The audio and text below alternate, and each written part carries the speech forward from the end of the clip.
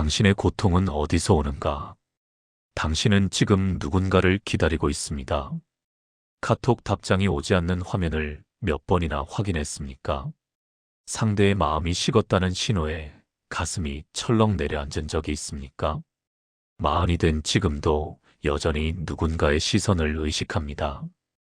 회사 동료들의 평가, 친구들의 인정, 가족의 기대, 그 모든 것이 당신을 짓누르고 있습니다. 어느 날 문득 깨닫습니다. 내 인생의 주인공이 나였던 적이 있었던가? 40대 중반의 한 남성이 있었습니다. 그는 20년 넘게 한 회사에 다니며 성실하게 살아왔습니다. 승진을 위해 밤을 새우고 상사의 비위를 맞추고 동료들과의 관계에 신경 쓰며 살았습니다. 그런데 어느 날 그보다 늦게 입사한 후배가 먼저 승진했습니다. 배신감이 밀려왔습니다. 내가 이렇게까지 했는데. 그는 퇴근길 지하철에서 스스로에게 물었습니다. 나는 도대체 누구를 위해 사는가? 이 질문은 우리 모두의 것입니다. 사랑하는 사람에게 버림받을까 전전긍긍하고 인정받지 못할까 두려워 자신을 숨기고 미움받지 않으려 진심을 포장합니다. 그러다 어느 순간 깨닫습니다.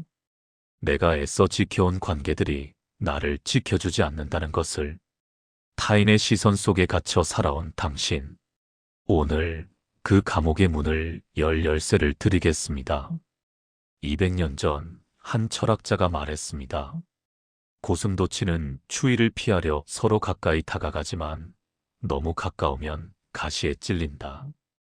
당신과 타인 사이의 적정거리. 그것을 찾는 여정이 지금부터 시작됩니다. 심리적 해부. 우리는 왜 타인에게 집착하는가? 인간은 태어나는 순간부터 타인을 필요로 합니다. 생존을 위해서입니다. 아기는 엄마 없이 살 수 없습니다. 이 원초적 의존성이 우리 무의식 깊숙이 각인됩니다. 그리고 평생 우리를 지배합니다. 심리학에서는 이를 애착 어태치먼트이라 부릅니다. 어린 시절 형성된 애착 패턴은 성인이 된 후에 모든 관계에 영향을 미칩니다. 불안정 애착을 가진 사람은 끊임없이 확인합니다. 나를 사랑하니? 나를 떠나지 않을 거지? 이 질문 뒤에는 공포가 있습니다. 버림받을지도 모른다는 원초적 두려움입니다. 하지만 여기에는 더 교묘한 심리 기제가 작동합니다. 첫째, 보상 심리입니다. 내가 이만큼 했으니 너도 마땅히 나에게 보답해야 해. 당신은 사랑을 투자라고 생각합니다. 시간, 돈, 감정을 쏟아부은 만큼 돌려받아야 한다고 믿습니다. 그래서 상대가 기대에 미치지 못하면 분노합니다. 내가 너한테 얼마나 잘해줬는데. 이것은 사랑이 아닙니다. 거래입니다. 둘째, 통제욕입니다. 우리는 불확실성을 견디지 못합니다. 상대의 마음을 예측하고 싶어하고 통제하고 싶어합니다. 오늘 왜 이렇게 말이 없어? 누구랑 만났어? 왜 전화를 안 받았어? 이 모든 질문 뒤에는 불안이 있습니다. 통제할 수 없는 상황에 대한 공포입니다. 셋째, 자아의 외주화입니다. 가장 위험한 심리 패턴입니다. 당신은 자신의 가치를 타인의 평가에 맡겼습니다. 상대가 나를 사랑하면 나는 가치 있는 사람입니다. 상대가 나를 인정하면 나는 존재할 자격이 있습니다. 이렇게 되면 당신의 자존감은 타인의 손에 달려 있습니다. 상대의 말 한마디에 천국과 지옥을 오갑니다. 넷째, 정의감의 왜곡입니다. 나는 이렇게 성실하게 살았는데 왜 보상받지 못하는가? 세상이 공정해야 한다는 믿음입니다. 하지만 세상은 공정하지 않습니다. 당신이 착하게 산다고 해서 복을 받는 것이 아닙니다. 당신이 노력한다고 해서 반드시 성공하는 것이 아닙니다. 이 진실을 받아들이지 못하면 평생 분노하며 살게 됩니다. 왜 나만 이런 일이? 다섯째, 소속감에 대한 집착입니다. 우리는 혼자이기를 두려워합니다. 어딘가에 속해 있어야 안심합니다. 가족, 회사, 친구 모임, 온라인 커뮤니티. 하지만 그 소속감을 유지하기 위해 자신을 포기합니다. 집단의 기준에 맞추려 애쓰고, 튀지 않으려 조심하고, 미움받지 않으려 눈치를 봅니다. 그렇게 당신은 점점 사라집니다. 진짜 당신은 어디에도 없습니다. 심리학자 칼 융은 말했습니다. 우리가 가장 두려워하는 것은 어둠이 아니라 우리 안의 빛이다. 당신은 진짜 자신을 드러내는 것이 두렵습니다. 거부당할까봐, 비난받을까봐, 외로워질까봐. 그래서 가면을 쓰고 살아갑니다. 하지만 가면 뒤에 숨은 당신은 질식하고 있습니다. 이 모든 심리적 메커니즘의 핵심은 하나입니다. 당신이 당신을 믿지 않는다는 것. 타인의 인정 없이는 존재할 수 없다고 믿습니다. 혼자서는 행복할 수 없다고 확신합니다. 이 믿음이 당신을 노예로 만듭니다. 타인이라는 주인을 섬기는 노예로. 아르투어 쇼펜하우어, 19세기 독일의 염세주의 철학자입니다. 그는 인간의 본질을 맹목적 의지라고 보았습니다. 끊임없이 무언가를 욕망하지만 결코 만족할 수 없는 존재.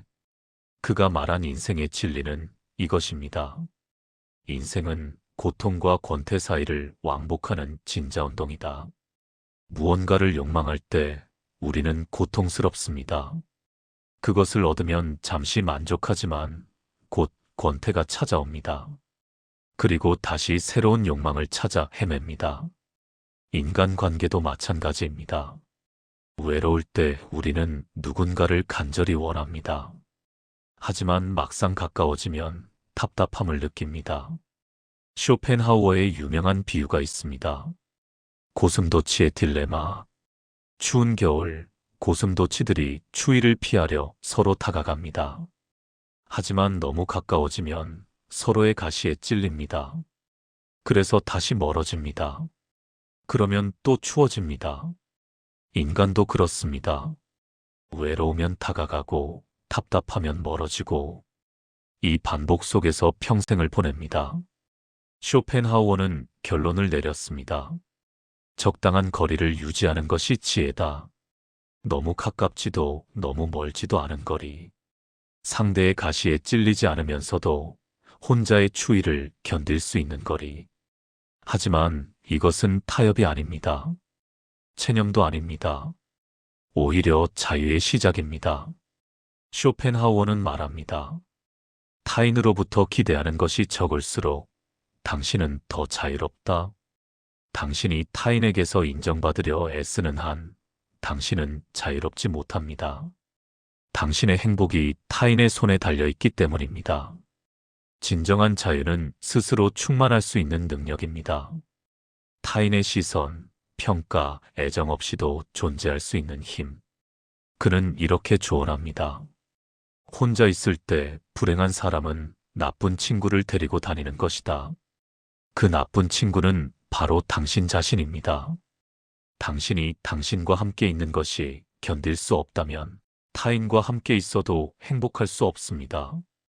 여기서 우리는 또 다른 철학자를 만나야 합니다. 프리드리히 니체.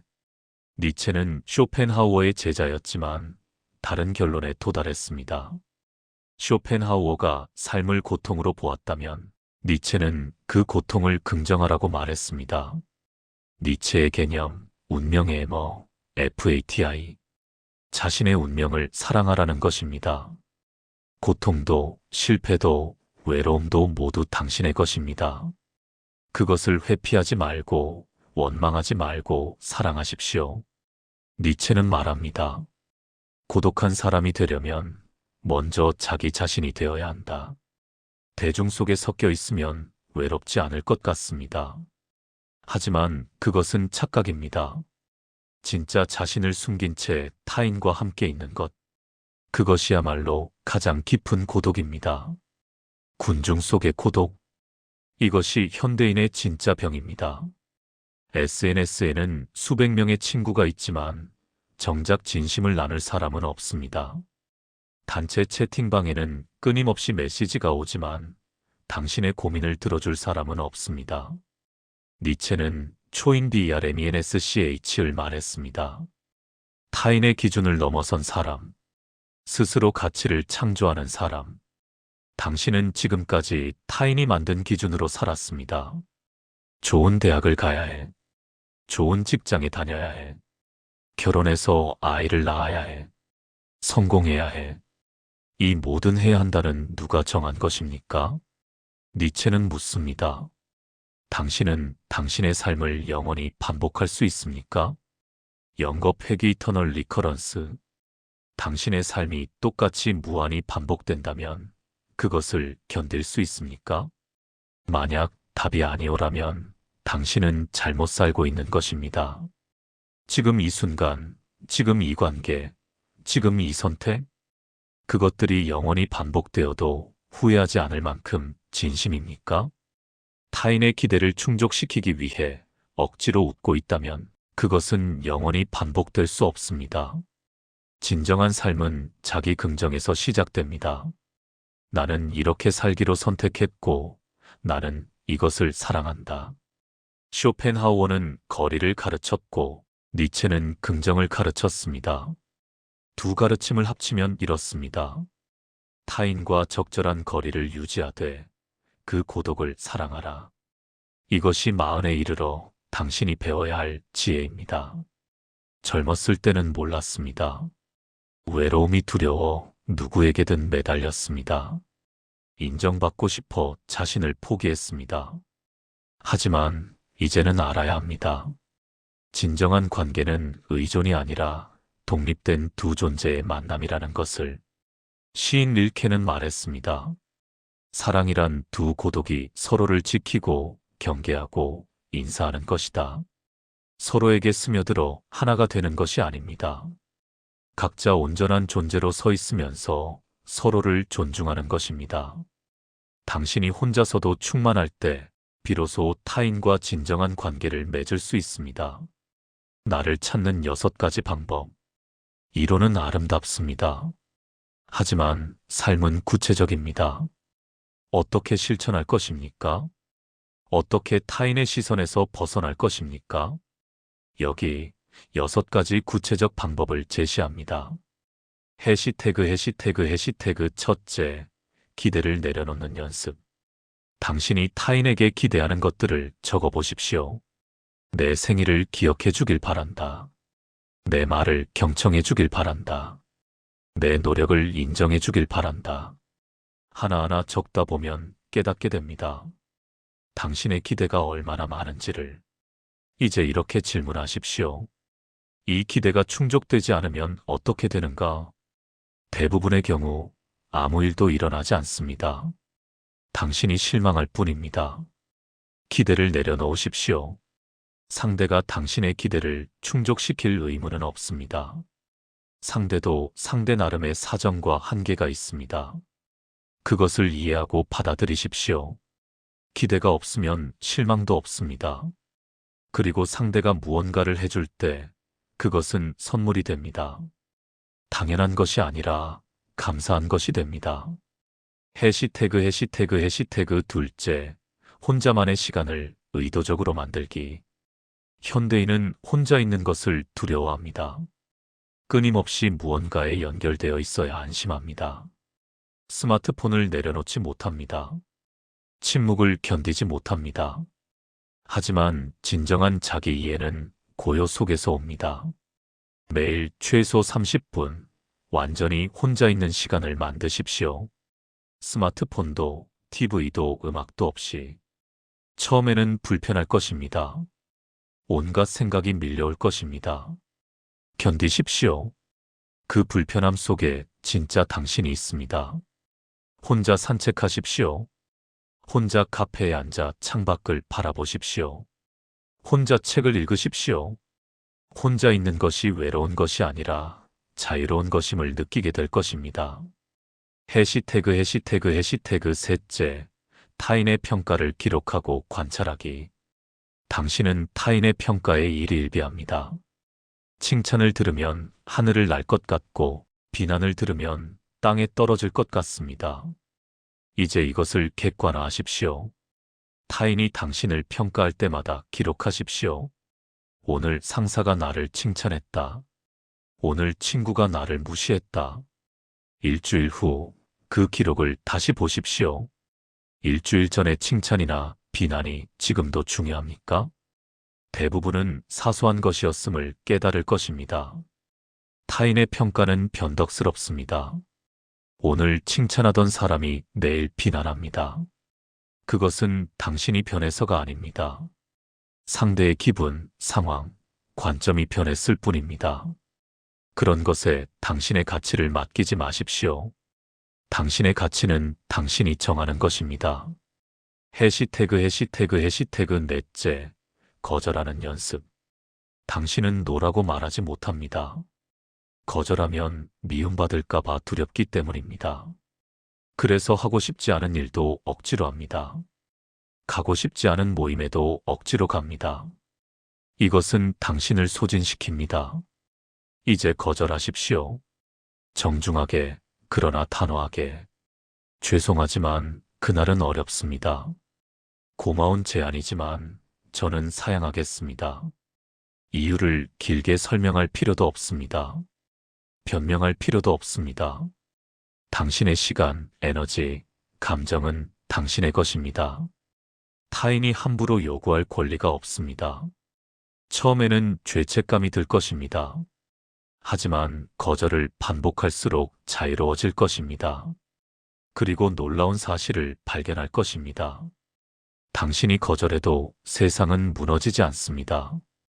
대부분의 사람들은 별로 신경 쓰지 않습니다.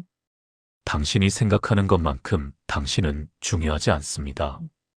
이것은 모욕이 아니라 해방입니다. 해시태그 다섯째, 자기 충족의 원천 찾기. 당신의 행복이 타인에게 달려있다면 당신은 취약합니다. 자기 충족의 원천을 개발하십시오. 타인 없이도 기쁨을 느낄 수 있는 것들을 찾으십시오. 책을 읽는 것, 음악을 듣는 것, 그림을 그리는 것, 요리를 하는 것, 운동을 하는 것, 무엇이든 좋습니다. 중요한 것은 그것이 당신만을 위한 것이어야 한다는 것입니다. 타인에게 보여주기 위한 것이 아닙니다. 인정받기 위한 것이 아닙니다. 순수하게 당신 자신을 위한 기쁨. 이것이 쌓일수록 당신은 강해집니다. 타인의 반응에 덜 흔들리게 됩니다. 당신 안에 충만함이 있기 때문입니다. 해시태그 여섯째, 관계의 질보다 자기 충실을 우선하기. 우리는 관계의 질을 높이려 했습니다. 어떻게 하면 더 사랑받을 수 있을까? 어떻게 하면 더 좋은 인상을 줄 수 있을까? 하지만 이것은 순서가 잘못되었습니다. 먼저 당신 자신에게 충실하십시오. 당신이 진짜 원하는 것이 무엇인지 알아내십시오. 당신의 가치관을 명확히 하십시오. 당신의 경계를 설정하십시오. 그리고 그것을 타협하지 마십시오. 누군가가 당신의 경계를 침범하면 단호히 말하십시오. 누군가가 당신의 가치관을 무시하면 거리를 두십시오. 이것이 이기적이라고 생각됩니까? 아닙니다. 이것이 자기 존중입니다. 스스로를 존중하지 않는 사람은 타인도 존중하지 않습니다. 스스로와의 관계가 건강하지 않은 사람은 타인과의 관계도 건강할 수 없습니다. 당신이 당신 자신에게 충실할 때 비로소 진정한 관계가 가능해집니다. 가면을 쓰지 않아도 되는 관계, 연기하지 않아도 되는 관계, 있는 그대로의 당신을 받아들이는 관계. 이런 관계는 많지 않을 것입니다. 하지만 질적으로 완전히 다를 것입니다. 양보다 질입니다. 피상적인 100명의 지인보다 진심을 나누는 한 명의 친구가 낫습니다. 이 6가지 실천은 하루아침에 되지 않습니다. 평생의 과제입니다. 하지만 한 걸음씩 나아갈 때마다 당신은 조금씩 자유로워질 것입니다. 타인의 시선이라는 감옥에서, 인정받아야 한다는 강박에서, 사랑받지 못하면 죽을 것 같은 두려움에서, 천천히, 그러나 확실하게 벗어날 것입니다. 이제 당신은 압니다. 타인에게서 인정받으려 애쓰는 것이 얼마나 헛된 일인지를, 사랑을 구걸하는 것이 얼마나 비참한 일인지를. 당신은 이제 다르게 살 수 있습니다. 쇼펜하우어가 말한 적절한 거리, 니체가 말한 자기 긍정, 릴케가 말한 고독의 존중. 이 모든 것이 한 가지로 귀결됩니다. 나부터 챙기라. 이것은 이기심이 아닙니다. 생존입니다. 당신이 당신을 돌보지 않으면 아무도 돌보지 않습니다. 당신이 당신을 사랑하지 않으면 아무도 진정으로 사랑할 수 없습니다. 40이라는 나이는 묘한 지점입니다. 젊음의 열정은 식었지만 노년의 체념에는 이릅니다. 바로 이 지점에서 진짜 인생이 시작됩니다. 이제 당신은 선택할 수 있습니다. 계속 타인의 기대에 부응하며 살 것인가, 아니면 당신 자신의 삶을 살 것인가. 외로움이 두렵습니까? 혼자가 되는 것이 두렵습니까? 외로움은 고통이 아닙니다. 오히려 명료함입니다. 혼자 있을 때 당신은 비로소 선명해집니다. 타인의 목소리가 사라지고 당신의 목소리가 들립니다. 그 목소리에 귀를 기울이십시오. 그것이 당신을 진짜 삶으로 인도할 것입니다. 어느 날 당신은 깨닫게 될 것입니다. 타인의 부재가 더 이상 공허하지 않다는 것을, 오히려 충만하다는 것을. 당신은 혼자서도 웃을 수 있고, 혼자서도 평온할 수 있고, 혼자서도 행복할 수 있습니다. 이것이 진정한 자유입니다. 관계는 그때 비로소 의미를 갖습니다. 필요가 아니라 선택이 될 때, 의존이 아니라 나눔이 될 때, 당신은 이제 사랑을 구걸하지 않습니다. 사랑을 줄 수 있습니다. 인정받으려 애쓰지 않습니다. 인정할 수 있습니다. 이것이 40에 도달한 당신이 누릴 수 있는 특권입니다. 쇼펜하우어는 평생 고독했지만 불행하지 않았습니다. 그는 책을 쓰고 음악을 들었습니다. 그리고 자신의 생각에 몰두했습니다. 니체는 말년의 광기에 빠졌지만 후회하지 않았을 것입니다. 그는 자신의 길을 갔고 자신의 진실을 말했습니다. 당신도 그렇게 살 수 있습니다. 타인이 뭐라 하든 당신의 길을 가십시오. 타인이 이해하지 못해도 당신의 진실을 말하십시오. 그것이 용기입니다. 그것이 자유입니다. 그것이 당신의 삶입니다. 이제 질문을 드립니다. 당신은 죽기 전에 후회하고 싶지 않은 것이 무엇입니까? 당신은 진짜로 원하는 삶이 무엇입니까? 타인의 기대가 아니라 진짜 당신의 열망은 무엇입니까? 그 답을 찾는 여정. 그것이 바로 지금부터 시작됩니다. 고슴도치는 적절한 거리를 찾아냈습니다. 이제 당신 차례입니다. 당신과 타인 사이의 거리, 당신과 당신 자신 사이의 거리, 그 거리를 조율하는 것, 그것이 삶의 예술입니다. 혼자여도 괜찮습니다. 혼자이기에 자유롭습니다. 이제 걸어가십시오. 당신만의 길을. 이 이야기가 당신의 마음에 작은 울림이라도 남겼다면 구독과 좋아요로 함께 해주세요. 당신의 여정을 응원합니다.